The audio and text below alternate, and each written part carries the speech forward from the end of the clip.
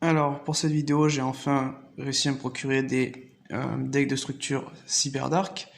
Donc, il y a beaucoup de rééditions pour Cyberdragon. Et là, je vais présenter un deck où je joue l'engine Cyberdark dedans, mais c'est quand même beaucoup plus axé Cyberdragon pur.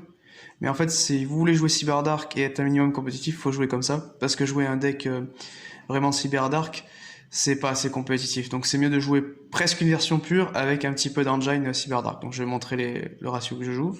Donc 3 noyaux, ça de toute façon, pas besoin d'expliquer ce que ça fait, hein. Ça permet de tuto une MP cyber. De toute façon, j'ai fait une vidéo sur le ruling juste avant sur les cyberdragons purs, donc je vais pas revenir sur le ruling. Donc je joue 3 cyberdragons classiques, l'originel. Ça c'est normal parce que vous verrez, je joue les machines de duplication. Par contre, là je vais jouer dans ce deck là 3 Hertz. Voilà pourquoi je dis ça se rapproche d'une version pure. Parce que ça va combattre avec le soldat galactique. Donc c'est pour ça que je joue 3 Hz. Je reprécise, je reviens pas sur les effets des cartes Cyberdragon pur parce que j'ai fait déjà une vidéo sur le pur. Cyberdragon pur. Là, je joue que 2 acheteurs. Je pense que 1 ça suffit. Moi j'en joue 2. Après, si vous avez des bonnes staples, c'est un slot à enlever. Et même un Hertz aussi, c'est un bon slot à enlever. On peut jouer à 2 Hz, un acheteur si on compense par des droplets, des gamma, des bonnes entraps ou des bonnes staple cards. Là, par contre, on va sur les monstres cyberténébreux. Voilà, donc j'en joue que 3 en main deck. Parce qu'en fait, alors je connais très peu cyberténébreux, mais lui, on le défausse, on peut tuto un cyberténébreux.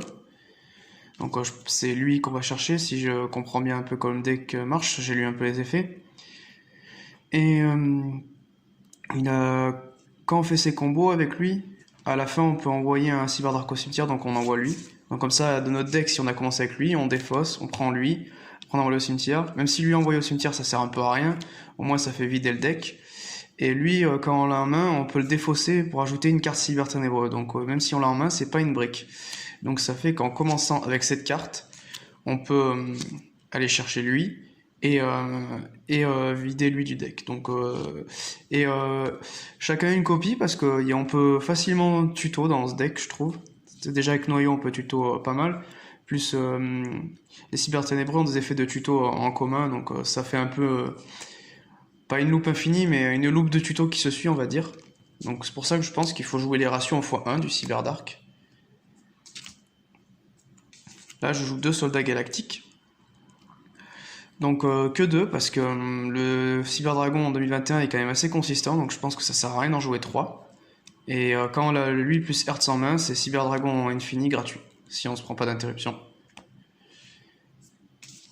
Là, moi, je mets 3 kaiju, parce que, en fait, comment dire, 3 kaiju, dans la méta actuelle, il y a trop de monstres qui sont impassables. Donc même si on peut le tuto avec usine, j'en joue 3 parce que c'est toujours bien d'en avoir un main, voire 2, parce qu'on peut se plaindre de son côté, ou si on arrive à enlever celui qu'on a mis, on peut faire un kaiju une deuxième fois dans le même tour.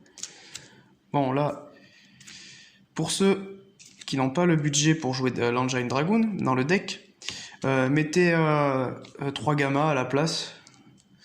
Et du coup vous êtes obligé de mettre la brique qui est elle. Les 3 gammas, je crois que je les ai dans un classeur, mais je peux pas les jouer parce que je joue déjà ces 2 briques. Donc lui, je peux pas le jouer parce que ça ferait une 3ème brique, c'est trop. Si vous avez pas le budget pour jouer l'Engine Dragoon, vous pouvez jouer des gammas à la place. Ça vous ferait qu'une brique dans le deck, alors que l'Engine Dragoon, ça en fait 2. Mais Dragoon est tellement fort quand il touche le terrain que ça vaut le coup de jouer des briques.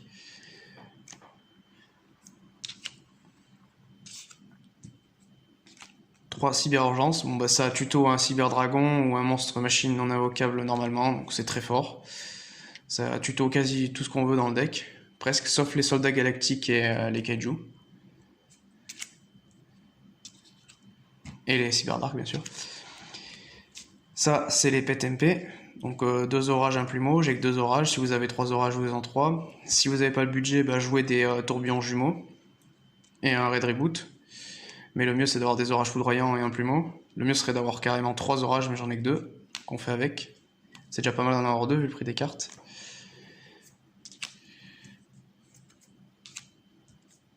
Voilà, 3 machines de duplication, c'est pour ça que je joue 3 Cyberdragons originels. Et c'est pour ça aussi que j'essaie de rester à 2 acheteurs pour avoir plus de chances d'avoir une target à cette carte.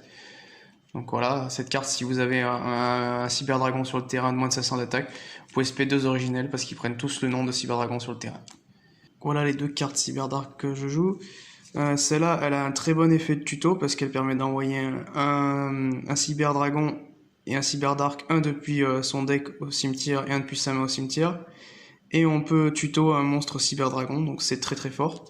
Le problème, c'est que le tour où on active cette carte, donc le tour entier, on est restreint en machine. Donc, la contrepartie est quand même très restrictive, donc c'est la raison pour laquelle j'en joue qu'une. Et vu qu'elle est tutorisable avec Noyau Cyberdragon, donc pourquoi pas en jouer une. Et après, je verrai peut-être à enlever cette carte. Par contre, celle-là, à garder à tout prix. Elle permet de tuto un cyber ténébreux. Et elle donne une extra norme sur un cyber ténébreux. Donc c'est très très bien. Bah, après, dans la deuxième partie de la vidéo, je montrerai un combo qu'on peut faire avec ça. Donc une de chaque, mais peut-être enlever celle-là. On va voir. Je verrai, je testerai. Il faudra que je joue des matchs pour savoir. Une usine, parce qu'elle permet de tuto comme Cyber Urgence, mais en plus Soldat Galactique et un Kaiju. Mais par contre, il faut un Cyberdragon dans le cimetière pour résoudre, mais c'est pas dur dans ce deck. Et juste une seule, parce que c'est... On préfère avoir Cyber Urgence en main qu'elle celle-là, donc c'est celle-là qu'on préfère tuto si on la veut, bien sûr. Une fusion en surcharge, ça combattera avec l'anaconda vert, et puis c'est toujours pas mal d'en l'avoir en main, pour faire une fusion. Une lien de puissance, parce qu'on peut la tuto avec le support Cyberdark, il y a un monstre qui peut la tuto. Donc je vous montrerai le combo juste après.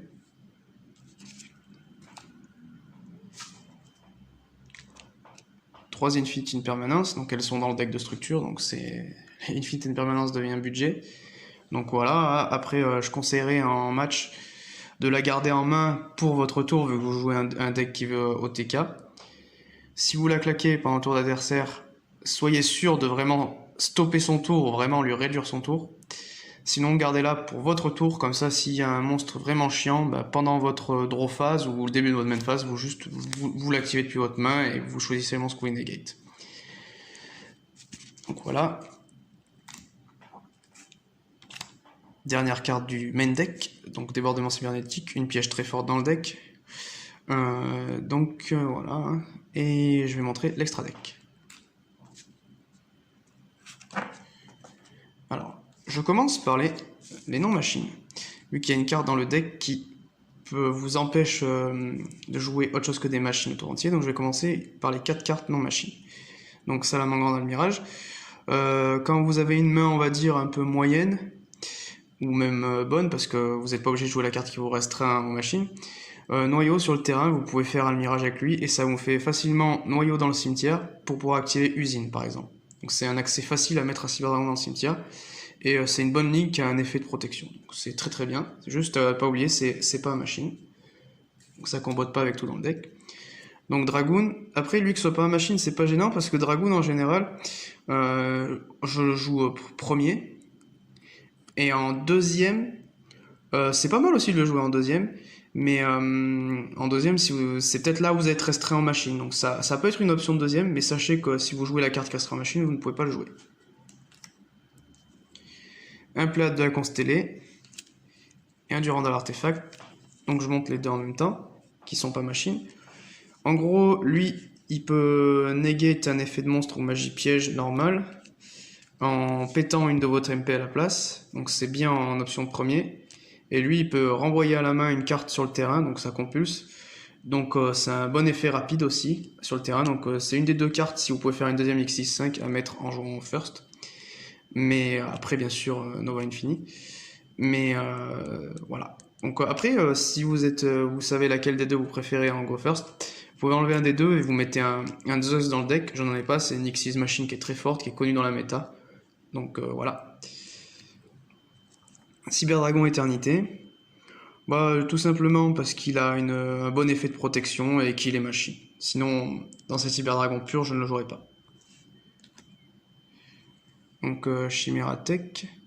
Je crois que j'ai mis une deuxième copie dedans pour la version Cyberdark, parce que vu qu'on joue une lien de puissance et une fusion en surcharge, on peut l'invoquer potentiellement 2 fois. Donc peut-être qu'en mettre qu'un est remplacé par une autre carte d'extra deck, à voir. Donc c'est la machine à OTK lui. S'il invoque avec puissance fusion, il a 4002, et si on le booste avec Seeger, il passe à 6003. Donc. Et il peut taper 3 fois. Près de la plante, bon, bah, pour faire fusion sur charge ou dragoon, voilà. Donc Nova, donc le monstre qu'on fait avec Soldat Galactique Hertz, et qu'on fera une rank up par-dessus Infini. Voilà, deuxième copie de Chimera Tech.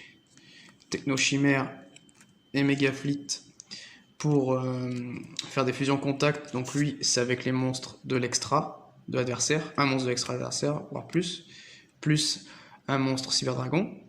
Donc ça permet de se débarrasser d'une Apollousa par exemple facilement. Lui, Techno Chimère, c'est le même effet, sauf que c'est juste pour les monstres machines sur le terrain adversaire. Donc selon certains match-ups, ça permet de faire Techno Chimère contre un Zeus ou contre un deck machine. Mekaba invoqué, c'est si je prends Nibiru sur Nova. Donc voilà, si je me prends Nibiru sur Nova, je fais Mekaba. Seeger, parce que c'est une ligne que 2 facile à faire et il peut booster de 2100 un Cyberdragon, un monstre machine qui a 2100 d'attaque ou def.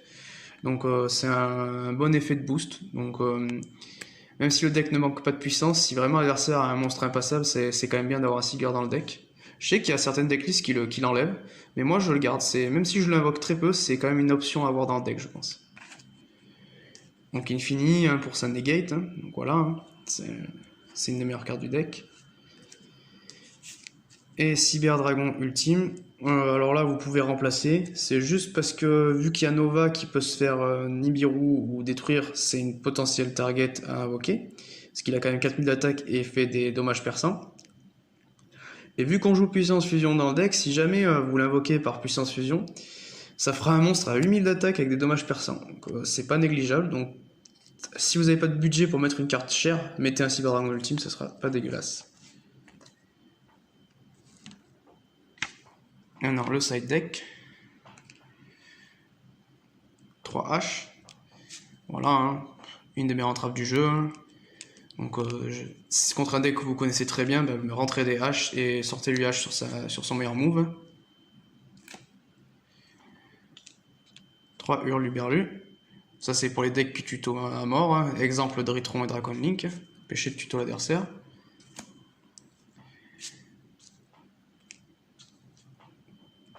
3 Ghostbell.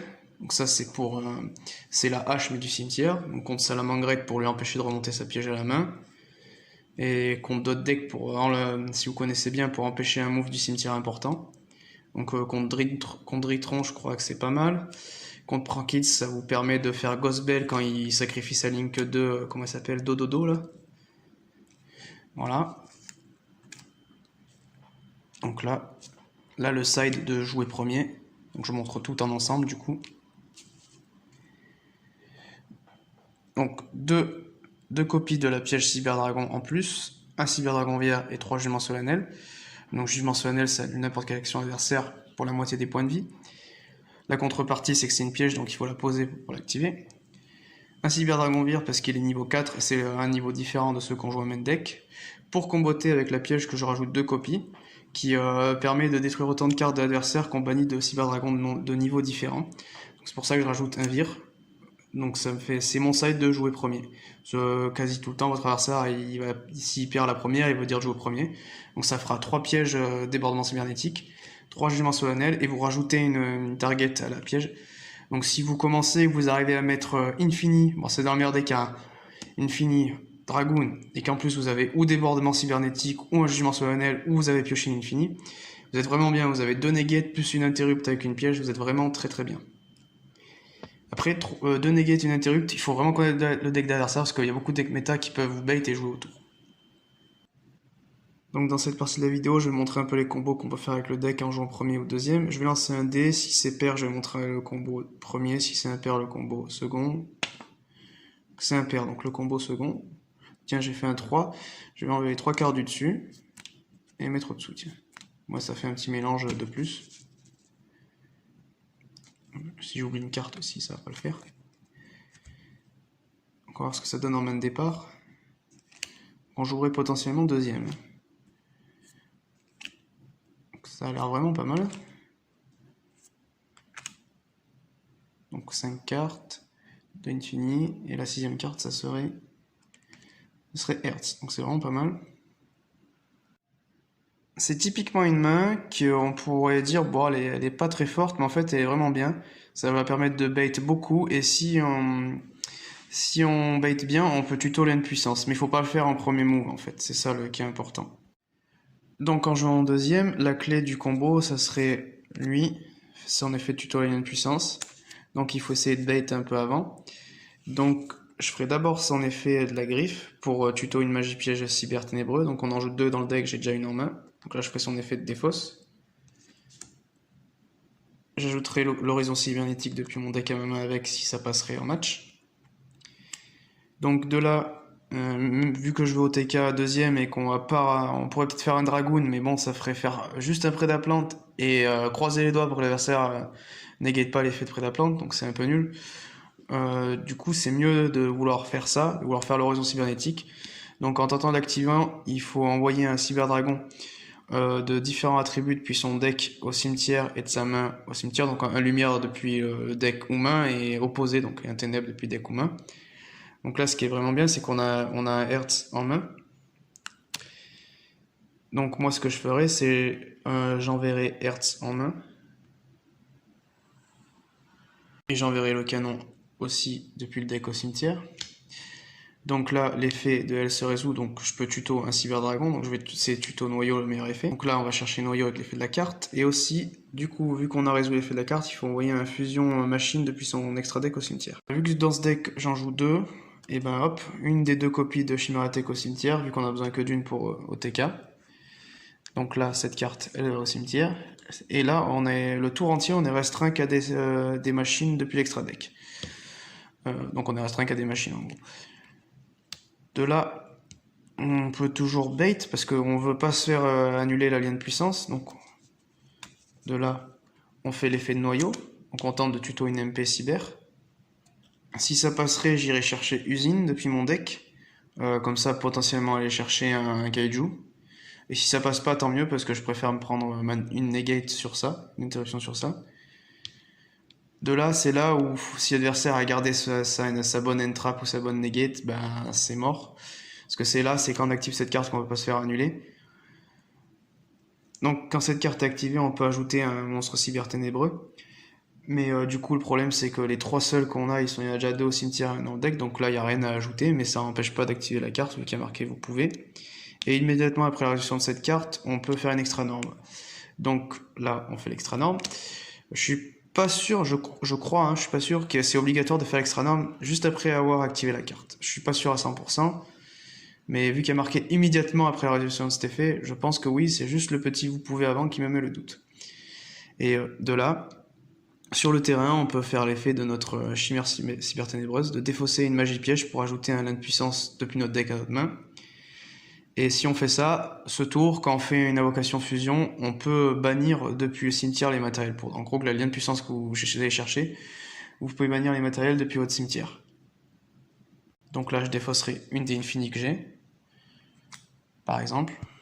Il ne me resterait que 2 cartes en main. Donc là, on prend lien de puissance depuis le deck.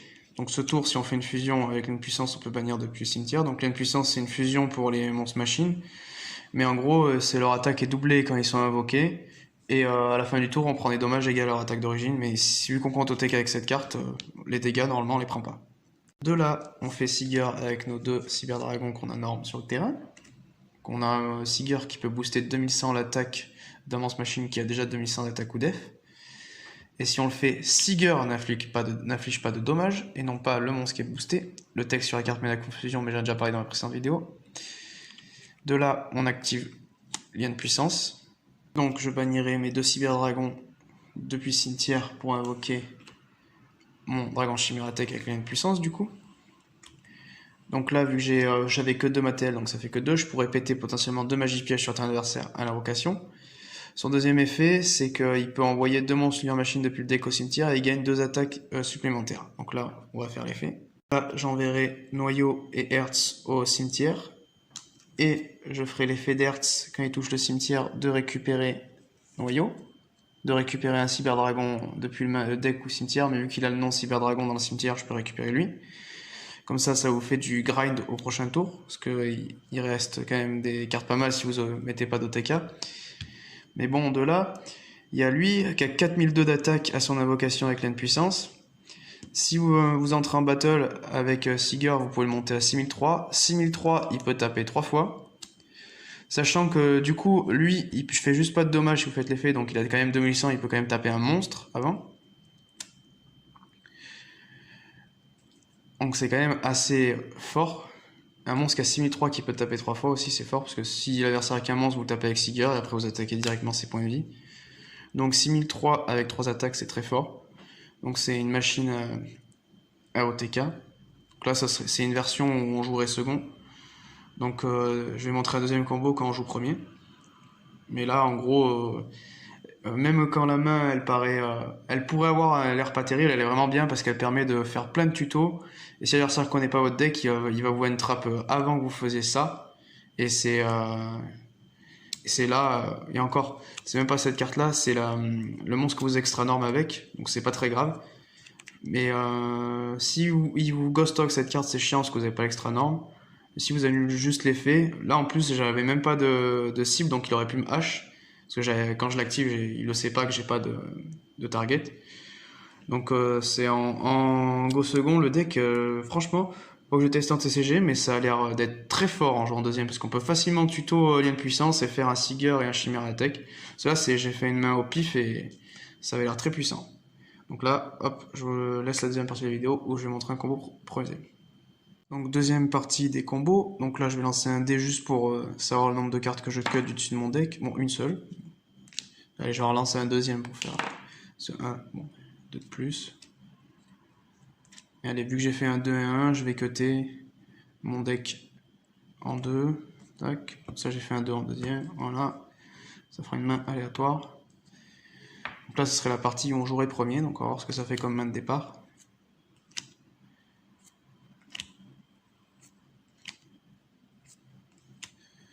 Ok, une brique, hein, même c'est pas très grave. Alors là, je pense que vu que je joue premier, ça serait mieux de tenter de bait et de garder l'effet de noyau pour le plus tard possible. Donc, moi je ferai l'effet de défausse de la canon cyberténébreux, comme ça je peux ajouter un cyberténébreux depuis mon deck à ma main. Je tenterai de faire ça en premier. J'irai chercher la chimère qui permet de tuto lien de puissance. J'irai chercher elle avec l'effet. Après, du coup, je tenterai de faire l'effet de royaume. Donc si ça passerait, je tutoriserai un cyberténébreux. J'irai chercher la griffe, du coup. Et du coup, je pense qu'il faut faire obligatoirement l'effet d'extra norme tout de suite. Donc c'est elle qu'on extra norme. Donc là maintenant l'adversaire il sait qu'il est sur le terrain, donc il sait qu'on veut tuto lien de puissance, mais si vous tombez sur un joueur peu expérimenté ou qui connaît vraiment pas le deck, vous faites d'abord l'effet de L de défausser de tuto NMP. Si votre adversaire il vous hache à ce moment-là, c'est vraiment qu'il connaît pas le deck ou qu'il est débutant, parce qu'il sait que si vous allez sur le terrain, vous allez vouloir faire son effet pour tuto lien de puissance. De là vous allez chercher Horizon Cybernétique.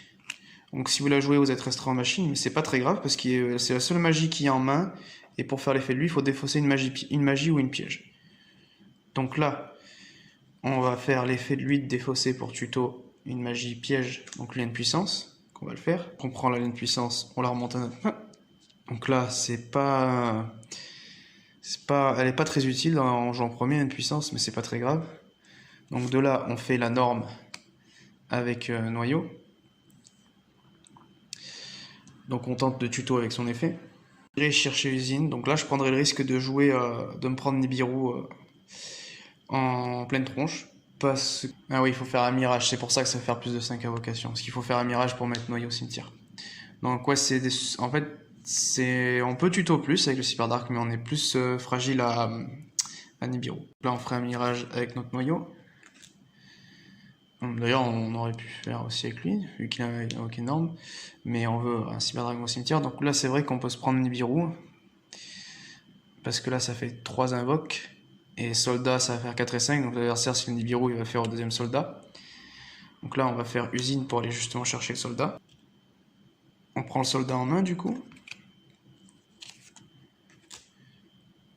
De là, on tente de faire l'effet du soldat, donc on défausse Hertz de notre main, on défausse Hertz, et du coup, on tente de le spé, donc si ça passe, il touche bien le terrain, et on fait chaîne 1, soldat galactique, chaîne 2, Hertz dans le cimetière, pour tuto un soldat galactique et un cyberdragon originel pour refaire le combo. On va chercher ces 2 cartes dans le deck, donc on a juste à défausser cyberdragon pour spé un deuxième soldat galactique sur le terrain. Et spé c'est pas limité, par contre tuto c'est limité, c'est pour ça qu'on en joue que 2 dans le deck. Donc de là, à ce moment-là, on peut se prendre Nibiru, c'est la 5ème invocation. C'est ça qui est un peu plus chiant dans Cyberdark, on peut tuto plus avec l'Angel Cyberdark qu'en jouant une version vraiment pure. Et par contre, là on peut se prendre Nibiru, alors qu'une version pure, normalement on fait Nova avant Nibiru. Donc là, on fait Nova avec nos 2 soldats galactiques. Là, si on s'est pas pris Nibiru, Nova est là, donc on n'a plus peur de Nibiru. On fait son effet de détacher un Metallic 6 pour faire Monster Reborn sur un Cyberdragon. Donc on invoque lui. L'originel, ça n'a pas d'importance celui qu'on invoque. De là, on fait la rank up infini. Donc là, c'est bien. De là, on peut faire Prédaplante. Donc maintenant que Prédaplante est là, on fait son effet pour tenter de faire Dragoon. Puis à ce niveau-là de la partie, une fois que vous avez Infini sur le terrain, si vous prenez un Veiler ou une Infinite sur lui, vous pouvez juste chaîner l'effet d'Infini. Donc là, vous envoyez la fusion, vous envoyez plus de deck. Magicien qui était en main, et le Dragon Noir qui était dans le deck. Et là, on fait Dragoon. Et donc là, en terrain final, il reste l'alien de puissance en main qu'on a tutorisé pour l'effet de Negate de Dragoon qui demande de défausser une carte. Et là, il faut faire attention, il ne faut pas laisser l'Anaconda sur le terrain ni Almirage. Donc je vais montrer pourquoi. On a juste à faire l'effet d'Infini pour prendre Prédaplante en matériel. Donc on prend Prédaplante en matériel. Donc voilà. Au moins on ne se prend pas Super Polyme avec lui. Parce que les deux sont ténèbres. Donc on va se prendre Super Polyme Star Venom dans la tronche. Donc on fait attention à ça. Et après, pendant la draw phase, vous finissez votre tour. Donc vous avez vos 2 negates. Vu que vous avez la carte en main, vous pouvez negate avec Dragoon. Dragoon, il n'est pas ciblable, il n'est pas destructible par des effets de carte. Donc lui, il est assez protégé. Pendant la draw phase, vous chaînez l'effet d'Almirage. Vous sacrifiez pour protéger Infini. Du coup, pendant le tour de l'adversaire, du coup, si vous le faites en draw phase, ce tour, il n'est pas destructible par des effets de carte de l'adversaire, votre Cyberdragon Infini, donc il est protégé des effets de destruction. Et pourquoi il ne faut pas la laisser dans la zone extra? Parce que si vous jouez un match miroir ou un mec qui met un méga fleet dans son extra deck, bah vous allez lui prendre méga fleet sur Almirage et Cyberdragon Infini, donc c'est assez bête. Et il peut pas vous faire méga fleet en draw phase, hein. Il faut qu'il soit en main phase. C'est pour ça que c'est bien. Et du coup, là, Cyberdragon, donc on a 2 negates, et nos 2 monstres sont assez protégés, ils sont pas indestructibles, parce qu'il y a quand même des effets qui outrepassent leur protection, mais ils sont quand même assez protégés. Et on a 2 negates en jouant premier. Donc c'est la faiblesse de Cyberdragon, ça n'a pas beaucoup de contrôle. Par contre, dans ces combos-là, on aurait pu faire autrement, on aurait pu tuto la piège avec noyau pour la 7, c'est une bonne carte aussi. On aurait pu faire Dragoon très vite pour pas se prendre les Nibiru, mais on n'aurait pas Infini. Mais là, avec cette main de départ, si on avait tuto la piège, il n'y avait pas accès à Infini. C'est à vous de voir au feeling, parce que soit avoir une Omni Negate, soit avoir la piège qui est quand même très forte dans Cyber Dragon. À vous de voir ce que vous voulez. Du coup, j'espère que cette vidéo aura plu. Après, là, moi, je découvre le support, donc j'ai peut-être fait des erreurs dans le ruling, voilà, mais il me semble que tout est bon. Il me semble pas que j'ai fait d'erreurs grossières en tout cas. Et j'espère que la vidéo elle aura pu plaire pour ceux qui veulent découvrir Cyberdark. Moi, je suis un joueur Cyberdragon pur, mais je vais tester de jouer un petit peu des cartes Cyberdark dedans.